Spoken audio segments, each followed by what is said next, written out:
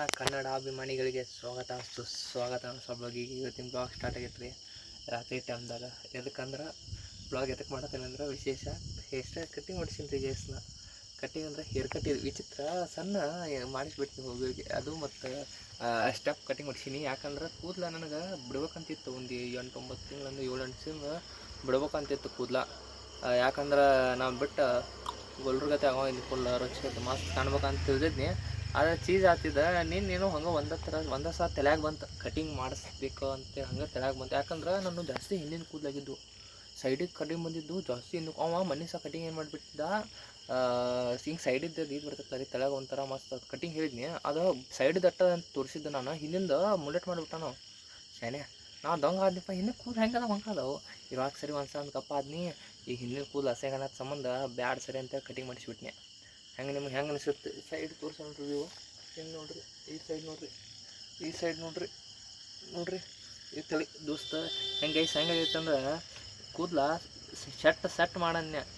Set ಮಾಡಪ್ಪ ಸೈಡಿಗೆ ದಂಡಿಗೆ ಜಾಸ್ತಿ ಮುಂದೆ ಹಂಗೆ ಮಾಡಂತ ನಾ ಹೇಳಿ ಹೋಗಿ ಇಟ್ಟಿಟ್ಟು ಮಾಡಿ ಇಟ್ಟಿಟ್ಟು ಸಣ್ಣ ಕೂದಲ ಜಾಸ್ತಿ ಬರೋವಲ್ಲು ಕೈಯಾಗ. ಅವಾಗ ನಾವು ಕಟಿಂಗ್ ಮುಗಿಸ್ಕೊಳ್ಳಿ ಮ್ಯಾಲಿಂದ ಕಟ್ ಮಾಡಿರ್ಕಿಲ್ಲ. ಇರಲಿ ಚಲೋ ಆಗೈತೆ ಅಂತ ಕೇಳಿದ. ಆಗೈತಿ ಅಂತ ಹೇಳ್ಬೇಕಿತ್ತು ನಾ ಶಾನೆ. ಹಂಗೆ ಹೇಳಿಲ್ಲ. ಈ ಸೆಟ್ ಮಾಡು ಕಟಿಂಗ್ ಅಂದ್ಬಿಟ್ನಿ. ಕೂದಲ ಅದ್ರ ಸಂಬಂಧ ಗದ್ದಲ ಮಾಡಿಬಿಟ್ಟಾನು. ನಂಗೆ ಈ ಸಣ್ಣ ಕೂದಲ ನಂಗೆ ಲೈಕ್ ಆಗಿ. ಆದರೆ ನಿಮಗೆ ಹೆಂಗೆ ಅನಿಸೈತಿ ಕಾಮೆಂಟ್ ಹಾಕಿರಿ ಗೈಸ್ ಎಲ್ಲರೂ.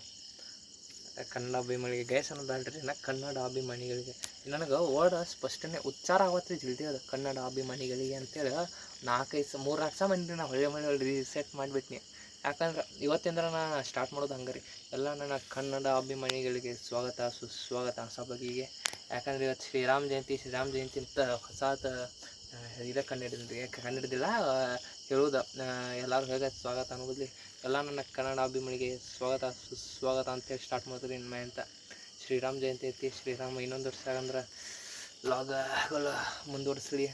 100K subscribers ಆಗಿದ್ದಪ್ಪ. ಆ ಥರ ಮಾಡೋದು ಬೆಂಕಿ ಆಕೈತಿ. ಏನಂದ್ರೆ ಇಮ್ಯಾಜಿನೇಷನ್ ಇಲ್ಲ ಆ ಥರ. ನನಗೆ ಹಿಂಗೆ ಹೇಳಕ್ಕೆ ಬರೋದಿಲ್ಲ. ಅವತ್ತಿನ ದಿವಸ ಇಲ್ಲ ಈ 100 ಸಬ್ಸ್ಕ್ರೈಬರ್ಸ್ ಆಗಿದ್ರು, 101 ಆಗಿದ್ರು ಅಂಥ ಖುಷಿ ಬರೋದಿತ್ತು. ವಯಸ್ಸು 125 ವಿಡಿಯೋ ಹಾಕ್ತೀನಿ ಡೈಲಿ ಹಾಕ್ಯಾನ. ಒಂದು ದಿವಸ ಬಿಟ್ಟಿಲ್ಲ, ಡೈಲಿ ಹಾಕ್ಯಾನ. 100 ಸಬ್ಸ್ಕ್ರೈಬರ್ಸ್ 4 ತಿಂಗಳ ಬೆಂಕಿ. ಅಂದ್ರೆ ನಾ ಇಮ್ಯಾಜಿನ್ ಯೂಟ್ಯೂಬ್ದಾಗರಿಗೆ ಇನ್ಸ್ಟಾದ ಆದ್ರೆ ಮಾಡ್ಬೋದಿತ್ತು. ಹೆಂಗೋ ವ್ಯೂಸ್ ಬರ್ತಿದ್ದು. ಆದರೆ ಯೂಟ್ಯೂಬದ್ದು ಒಂಥರ ಬೆಟ್ಟ ಹತ್ತೋದು ಭಾಳ ಐತಿ. ಮೆಟ್ಲ ಮಾಡ್ಕೊಂಡು ನಾವು ಹತ್ಬೇಕ್ರಿ ಬೆಟ್ಟ. ಸ್ಟೇಟ್ ಐತಿದ್ದು ಬೆಟ್ಲ, ಆ ಮೆಟ್ಲ ನಾವು ಮಾಡ್ಕೊಂಡು ಹೋಗ್ಬೇಕು. ಆ ಥರ ಗುದ್ದಾಟ ಭಾಳ ಐತಿದ್ದು. ಅಂದ್ರೆ ಮಾಡೀವಿ ನಾವು 100 ಸಬ್ಸ್ಕ್ರೈಬರ್ಸ್ ಫುಲ್ ಖುಷಿ ಐತಿ. ಬೆಂಕಿ ಐತಿ. ಯಾರು ಪಾರ್ಟಿ ಮಾಡೋ ರೊಕ್ಕ ಬಿಡಿ ಕೇಕ್ ತಂದು ಆಚರಿಸೋಂಥದ್ದು ಏನಿಲ್ಲ ಬಿಡಿ. ಯಾಕಂದ್ರೆ ಓವರ್ ಎಕ್ಸೈಟ್ಮೆಂಟ್ ಬ್ಯಾಡಿ ಈಗ ಸದ್ಯ. ಅದ್ರ ಸಂಬಂಧ 100K ಆಗಲಿ ರೀ ಗೈಸ್. ಮಸ್ತಿ ಅಂದ್ರೆ ಬೆಂಕಿ ಮಾಡೋಣ್ರಿ. ಅವಾಗೆಲ್ಲ 1000 ಆದ್ರೆ ಸಾಕು ನಂಗೆ ಬೆಂಕಿ ಆಕೈತಿ. ಯಾಕಂದ್ರೆ ಇಷ್ಟು ಒಬ್ಬೊಬ್ರು ಇಷ್ಟು ಬರೀ ಒಂದೇ ವ್ಲಾಗ್ ಮಾಡ್ರೆ ಓಡ್ತಾವ್ರು. ನಮ್ಮ 5 ದಿವಸ ಆಯ್ತು ನಡಿತೈತೆ. ನಮ್ಗೆ ನಡಿತೈತೆ ರೀ 365 ಡೇಸು. ಇಷ್ಟೇ ಇದ್ರೆ ನಡಿತೈತಿ.